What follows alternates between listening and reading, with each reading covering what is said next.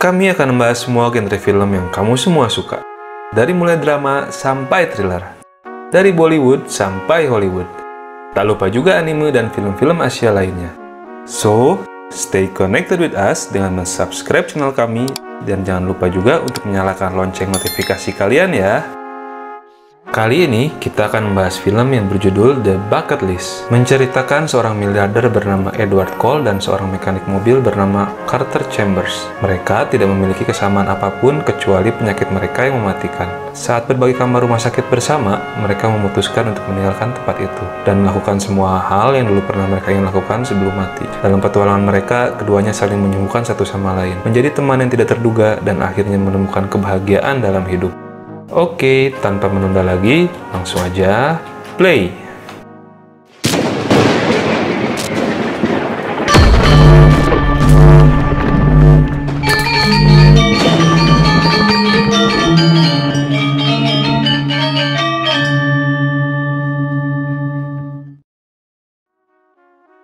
Ini adalah sebuah film yang berasal dari Amerika Serikat dan bergenre drama komedi. Dirilis pada tahun 2007, film ini disutradarai oleh Rob Reiner dan ditulis oleh Justin Jackham. Dibintangi oleh Jack Nicholson sebagai Edward, Morgan Freeman sebagai Carter, Sean Hayes sebagai Thomas, Beverly Todd sebagai Virginia, dan Rob Morrow sebagai Dr. Hollins. Film ini mendapatkan rating 7,4 dari 10 di IMDb dan 77% dari 100 di Rotten Tomatoes. Jadi, sangat layak untuk kita tonton dan bahas ya. Tapi sebelum mulai, kami ingin memberi kamu semua spoiler alert. Jadi, bagi kalian yang belum pernah atau baru ingin menonton film ini, kami menyarankan agar kamu semua menonton filmnya terlebih dahulu. Karena pengalaman menonton film tentunya akan lebih seru tanpa melihat spoiler. Tapi kalau kamu semua kekeh dan tetap ingin melanjutkan,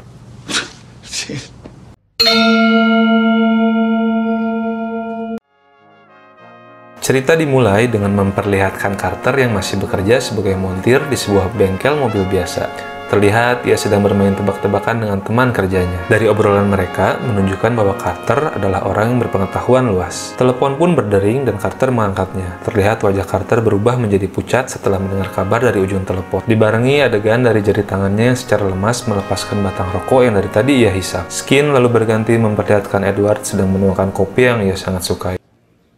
Kopi luwak.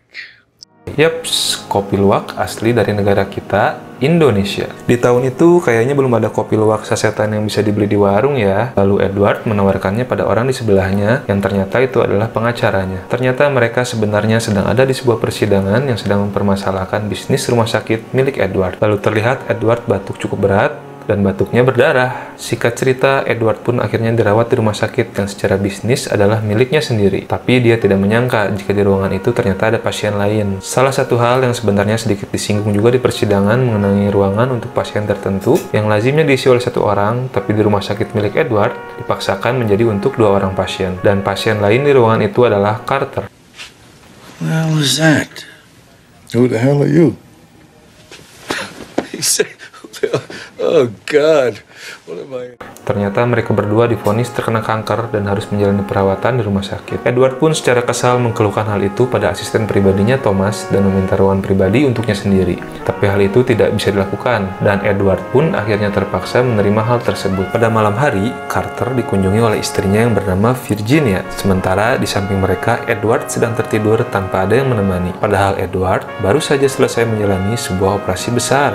Istri Carter adalah seorang perawat dan dia berkata betapa menyedihkannya setiap kali melihat pasien yang tidak pernah dikunjungi oleh siapapun. Keesokan paginya, Carter menanyakan Edward tentang sebuah alat yang ada di samping jendelanya. Dan itu adalah alat pembuat kopi, lengkap bersama kopi luwak kesayangan Edward. Lagi-lagi, Edward memperlihatkan betapa ia begitu menyukai kopi luwak dari Sumatera ini. Karena Carter berpengetahuan luas, ia melanjutkan perbincangan mengenai asal-muasal kopi kepada Edward sambil membantunya mengambil remote untuk ranjangnya. Di sini terlihat Edward mulai merasa sedikit simpati kepada Carter. Lalu Edward menjalani kemoterapi pertamanya dan muntah-muntah setelah memakan makanan favoritnya. Makanan yang dulu begitu Edward nikmati, kini tidak lagi seperti itu karena efek obat yang ada di tubuhnya. Keesokan harinya, Carter dikunjungi kembali oleh anak laki-lakinya. Lalu Edward bertanya dan mereka pun saling membicarakan tentang diri dan keluarga mereka. Carter memiliki 3 orang anak, 2 orang laki-laki dan 1 perempuan. Sementara Edward menceritakan bahwa dia sudah menikah sebanyak 4 kali, tapi satu-satunya yang berhasil hanyalah hubungannya dengan bisnis dan usaha yang ia jalani sejak berumur 16 tahun.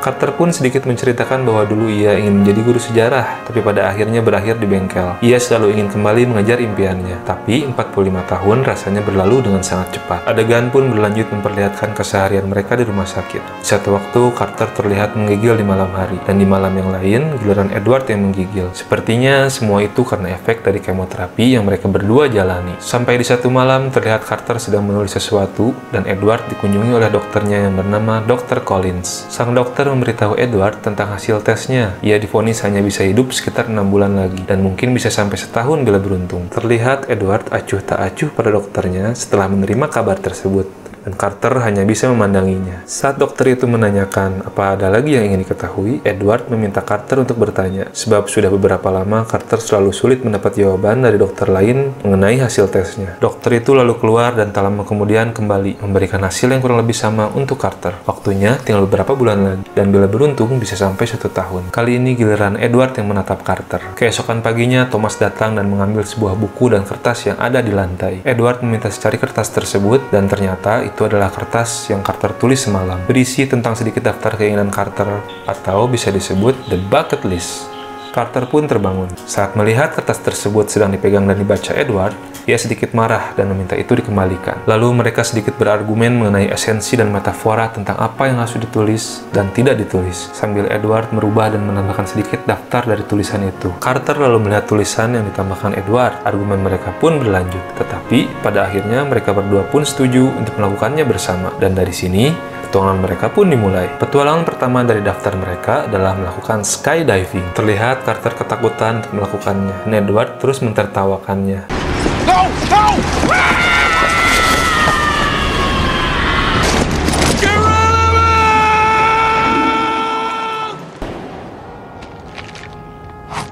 Berlanjut pada arena balap di mana terlihat dua mobil yang sudah disiapkan. Karena salah satu keinginan dari Carter adalah mengendarai mobil Shelby favoritnya, sama seperti gantungan kunci yang dihadiahkan cucunya untuknya. Karena Carter sering menceritakan tentang mobil itu pada cucunya tersebut. Edward dan Carter pun memacu mobil yang mereka kendarai seperti layaknya balapan sesungguhnya. Dan tentunya Carter lebih unggul karena sepanjang hidupnya ia bekerja di bengkel mobil.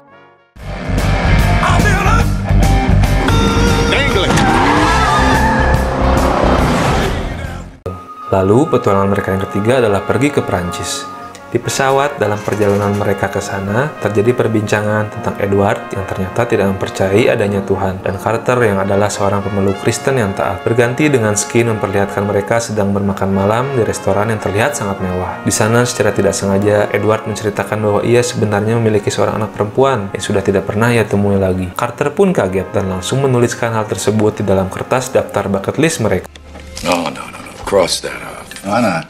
Tapi Edward lalu mencoretnya dan berkata bahwa hal itu tidak perlu dengan sedikit marah. Tak lama, Carter bergegas pergi ke toilet. Edward kira ia telah menyakiti hati temannya dan menyusul Carter ke toilet. Tapi yang ia temui adalah Carter yang sedang membersihkan bagian atas kemejanya yang sudah terbasahi darah. Entah itu dari batuk atau dari bekas luka operasi sebelumnya. Edward pun sedikit panik dan menyarankan agar mereka segera pergi ke rumah sakit. Tapi Carter menolak dan hanya mengajak Edward untuk pulang ke hotel tempat mereka menginap. Sesampainya di hotel, Carter terlihat sangat kagum akan tempat itu dan bertanya pada Edward tentang berapa banyak uang yang ia miliki. Entah tempat itu memang milik Edward atau ia menyewa satu hotel untuk mereka berdua, karena tidak terlihat ada orang lain lagi di sana. Tak lama, Virginia, istri Carter, menelepon Edward dan memintanya untuk memulangkan suaminya karena khawatir dengan penyakitnya. Terlihat sedikit rasa bersalah tergambar dari raut wajah Edward saat mendengar itu. Edward lalu pergi ke ruangan di mana Carter terlihat sedang berendam di bathtub, lalu mengajaknya bicara tentang menunda sementara daftar perjalanan mereka. Carter segera tahu kalau Edward baru saja berbicara dengan istrinya. Carter menolak dan bersikeras ingin melanjutkan petualangan mereka. Ia juga berkata bahwa alasan ia melakukan semua ini bukanlah karena bujukan Edward, tapi semua hal ini memang ingin Carter lakukan karena sepeninggal anak terakhirnya berkuliah, ia merasa kosong. Tidak ada lagi acara sekolah, luka karena jatuh, dan suara berkelahi dari anak-anaknya. Ia ingin mencari lagi sesuatu yang ia rasa hilang dari hidupnya. Edward pun mengamininya, dan petualangan mereka tetap berlanjut. Mereka pun terlihat melanjutkan perjalanan ke Afrika, melakukan safari di tengah padang yang dipenuhi hewan liar, bernyanyi riang sambil menaiki sebuah jeep. Jungle, the lion sleeps tonight. Hey! Lalu adegan berpindah ke Mesir, dan terlihat mereka sedang berada di atas sebuah piramida, berbincang tentang kematian dan apa yang kira-kira akan ditanyakan Tuhan saat mereka mati nanti. Menurut Carter, orang Mesir kuno memiliki kepercayaan yang indah mengenai kematian. Ketika roh baru memasuki gerbang di surga, Tuhan akan bertanya dua hal, dan setiap jawaban akan menentukan apakah mereka layak masuk surga atau tidak. Pertanyaan pertama adalah, apa kau menemukan kebahagiaan dalam hidup? Dan pertanyaan kedua adalah, apakah hidupmu membawa kebahagiaan bagi orang lain? Sungguh sebuah pertanyaan yang bisa kita renungkan dalam-dalam. Dan Edward pun mulai menceritakan alasan kenapa anak perempuannya sudah tidak pernah lagi menghubunginya. Adegan pun berpindah lagi, dan sekarang mereka berada di India, di mana kemegahan Taj Mahal ada di sana, dibangun oleh seorang raja untuk menunjukkan besar cintanya kepada mendiang istrinya. Lagi-lagi mereka berbincang tentang kematian, tentang apakah mereka lebih baik dimakamkan di bawah tanah atau dikremasi nantinya, dan sedikit lagi bahasan mengenai kopi luwak yang menurut Carter terlalu mewah bagi lidahnya. Petualangan terus berlanjut, dari adegan mereka mengendarai motor di atas tembok besar Cina hingga ke pos pendakian gunung di Himalaya, yang dimana itu adalah tempat yang diimpikan oleh Carter dan dia anggap megah dan agung. Mereka berencana menaiki helikopter untuk melihat dan mencapai puncak di sana, tetapi mereka mendapatkan kabar buruk karena ternyata saat itu sedang terjadi badai besar di puncak sehingga helikopter tidak bisa terbang ke atas sana. Entah kapan badai itu akan berakhir, bisa saja di musim panas selanjutnya, jelas Thomas pada Edward dan Carter. Mereka berdua pun terlihat tampak kecewa dan sedikit berargumen tentang Edward yang mengatakan bahwa mungkin gunung telah memberi mereka sebuah pertanda untuk menghentikan petualangan mereka. Tapi Carter tahu Edward mengatakan itu karena masih memikirkan ucapan dari Virginia. Carter sedikit marah, tidak setuju, dan masih ingin melanjutkan petualangan mereka. Edward pun lagi-lagi mengiyakannya. Mereka pun berpindah ke Hong Kong. Terlihat Carter sedang duduk di bar dan mengajak berbicara bartender di sana tentang gunung yang baru ia datangi. Tak lama, seorang wanita bernama Angelica menghampirinya dan menyambung obrolan tersebut. Mereka berdua terlihat nyaman dengan obrolan mereka, dan di akhir, wanita ini sedikit merayu Carter. Tapi Carter menolak Angelica dengan cara yang sopan, karena dia sangat setia pada istrinya. Carter langsung tahu kalau wanita itu adalah hasil dari skenario yang dibuat Edward. Ia terlihat sedikit kesal dan langsung menuju kamar di mana Edward berada bersama Thomas. Carter pun langsung mengajak Edward untuk pulang ke Amerika. Dengan sedikit kesal dan marah, Edward mengiyakannya. Mereka pun terbang pulang ke Amerika, tapi Carter terlihat kurang bahagia. America. Sampainya di sana, Thomas hendak mengantar Carter dan Edward untuk pulang ke rumah mereka. Tapi Edward menyadari bahwa itu bukanlah rute pulang menuju rumah Carter. Dan Thomas mengatakan bahwa sedang terjadi kecelakaan di rute yang seharusnya mereka lewati. Jadi, sekarang mereka menggunakan rute yang lain. Ternyata, Carter dan Thomas sudah merencanakan itu semua. Mereka mendatangi rumah dari anak perempuan Edward tanpa sepengetahuannya. Edward sangat marah pada keduanya. Ia berkata pada Carter bahwa walaupun ia telah menceritakan banyak kisah tentang anaknya, bukan berarti Carter bisa seenaknya mencampuri kehidupan pribadi Edward. Carter lalu menjawab, sudah waktunya bagi Edward untuk berhubungan lagi dengan anaknya. Dan Edward juga sudah mencampuri urusan pribadi Carter karena telah menyuruh wanita yang ada di Hong Kong untuk menggodanya. Just because I told you my story does not invite you to be a part of it. Oh, like the lady in the bar? Tapi Edward tetap tidak terima, dan ia pun pulang dengan marah, mengendarai mobilnya sendiri dengan meninggalkan Thomas dan Carter di tempat tersebut. Edward lalu terlihat pulang ke rumahnya, dan istrinya, Virginia, menyambutnya. Mereka berdua pun terlihat kembali pada kehidupan mereka masing-masing, dengan Carter yang berkumpul kembali dengan keluarganya, dan Edward yang masih tetap sendiri. Sampai pada suatu malam, Carter terjatuh dan terlihat kejang-kejang di kamarnya. Ia lalu dilarikan ke rumah sakit, dan esoknya, Edward pun segera menjenguknya. Di dalam ruangan, Edward melihat Carter terbaring di ranjang dengan ditemani istrinya. Edward lalu bertanya pada Virginia mengenai kondisi Carter. Virginia mengatakan bahwa kondisi Carter baik-baik saja, tapi wajahnya terlihat sedikit sedih. Virginia lalu memberikan sebuah surat yang dititipkan Carter untuk Edward. Sebenarnya, ia diminta memberikan surat itu jika Carter sudah tiada. Tetapi entah kenapa Virginia memberikannya sekarang. Adegan pun berganti ke tempat di mana Carter sepertinya sedang menunggu waktu operasi, dan Edward ada di sana. Carter bertanya, apakah Edward masih suka meminum kopi mewah kesukaannya, kopi luwak? Lalu Carter memberi Edward secari kertas yang berisi penjelasan tentang asal-muasal kopi luwak. Edward pun membacanya, sampai pada penjelasan bahwa biji kopi itu dikumpulkan dari kotoran hewan luwak yang memakan biji kopi. Edward sepertinya tidak mengetahui tentang hal tersebut, dan keduanya lalu tertawa terbahak-bahak sampai menangis karena mentertawakan asal kopi kesayangan Edward itu. Lalu Carter mengeluarkan kertas yang berisi daftar keinginan mereka lagi, dan mencoret baris, tertawa sampai ingin menangis.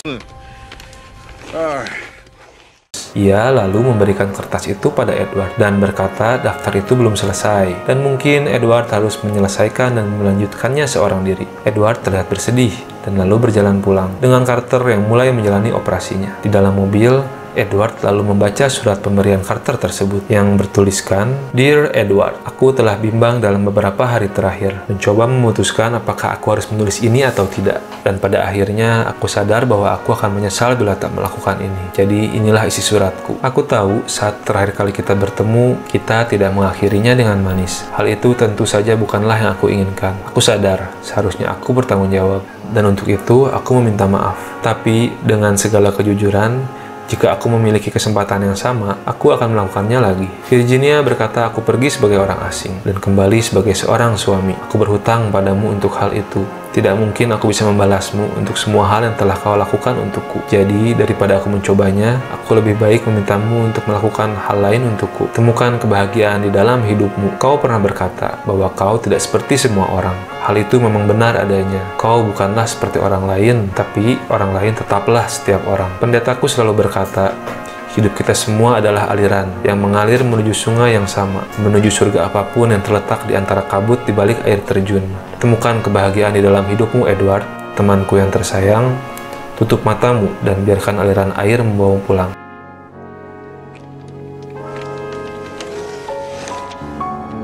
Carter akhirnya wafat dan Edward memberikan pidato terakhir untuknya di altar gereja. Edward berkata bahwa ia mencintai Carter dan sangat merindukannya. Ia dan Carter melihat dunia bersama-sama. Sungguh luar biasa bila mengingat 3 bulan yang lalu ketika ia dan Carter benar-benar masih seperti orang asing. Sambil mengeluarkan daftar dari bucket list mereka, Edward mencoret salah satu baris yang bertuliskan, "Tolong orang yang benar-benar asing atau tidak dikenal." Edward pun melanjutkan bahwa beberapa bulan terakhir kehidupan Carter adalah bulan-bulan terbaik dalam hidup Edward. Carter menyelamatkan hidupku dan dia tahu itu semua sebelum aku menyadarinya. Adegan pun berganti lagi, memperlihatkan Thomas, asisten pribadi Edward, mendaki puncak gunung es seorang diri. Ia lalu membersihkan dan membuka sebuah kotak yang sudah ada di sana. Terlihat ada sebuah kaleng di kotak tersebut. Lalu Thomas mengeluarkan kaleng yang lain dari kantongnya dan menyimpannya di sebelah kaleng yang pertama. Sepertinya kedua kaleng itu adalah abu kremasi dari Carter dan Edward. Ia lalu mengeluarkan secari kertas yang ternyata adalah daftar bucket list milik Carter dan Edward, lalu mencoret satu baris yang paling atas yang bertuliskan, "Menyaksikan sesuatu yang benar-benar agung dan megah." Sebuah hal yang sangat ingin dilakukan Carter, dan secara metafora, Carter dan Edward akhirnya mampu melakukannya berdua dengan abu mereka yang disimpan berdampingan di sana dan memandangi dunia dari puncak yang tertinggi. Tamat.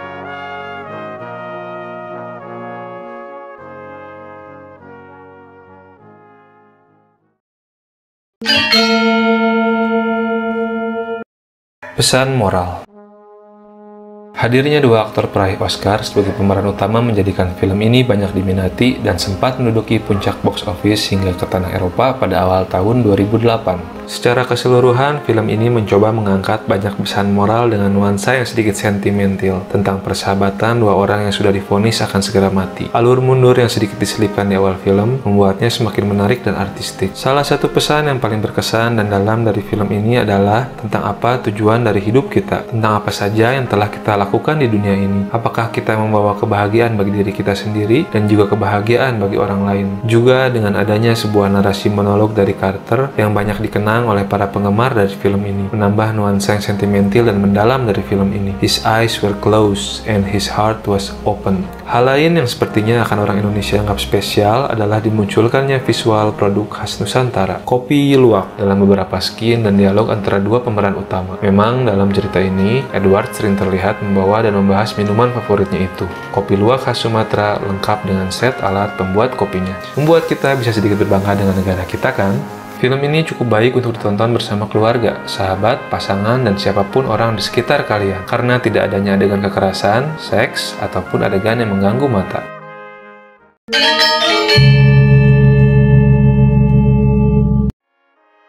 Oke, sekian dulu pembahasan mengenai film The Bucket List. Terima kasih untuk sudah menyaksikan sampai akhir dan tidak melewatkan pembahasan kali ini. Kalau kalian memiliki pandangan dan pendapat lain tentang film ini, jangan ragu tinggalkan pesan di kolom komentar. Tetap jaga kesehatan, rajin cuci tangan, selalu jaga jarak aman, and see you next play!